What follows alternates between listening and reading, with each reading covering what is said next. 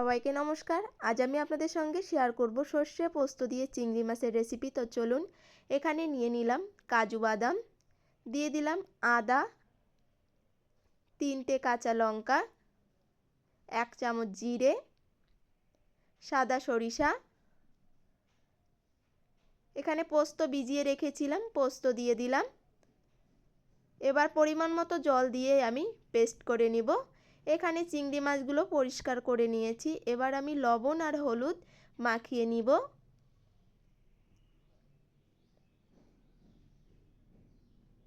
তো মাখিয়ে নেওয়া হয়ে গিয়েছে। কড়াইতে দিয়ে দিলাম সরিষার তেল। তেল ভালোভাবে গরম করে নিব।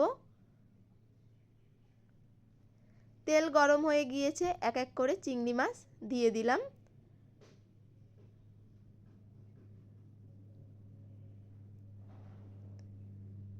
মাছগুলো উল্টে পাল্টে ভালোভাবে ভেজে নিব।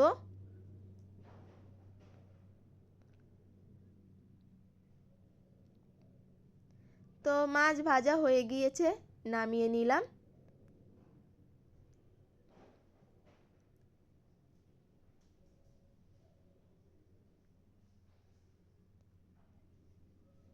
এই তেলেই দিয়ে দিব আরও একটু সরিষার তেল। ফোড়নে দিয়ে দিব কালো জিরে,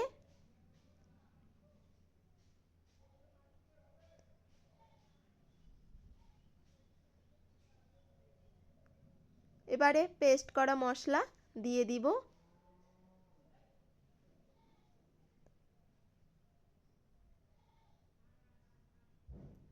দিয়ে দিব পরিমাণ মতো হলুদ গুঁড়ো, স্বাদ অনুযায়ী লবণ। এবার কিছুক্ষণ কষিয়ে নিব। দিয়ে দিলাম লঙ্কা গুঁড়ো,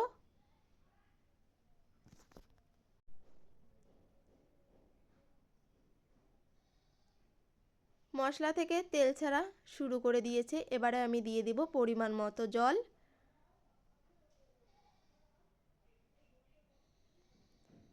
এবার ঝোল ভালোভাবে ফুটিয়ে নিব।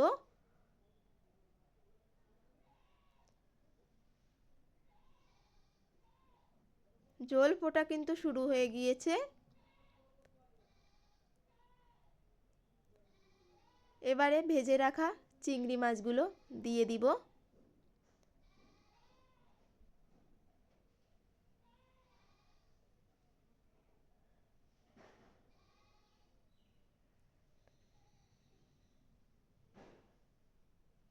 এভাবে আরও 2-3 মিনিট রান্না করে নিব।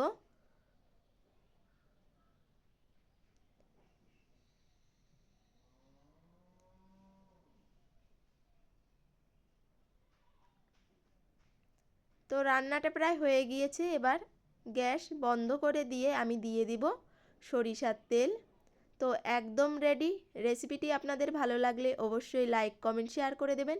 সবাইকে ধন্যবাদ।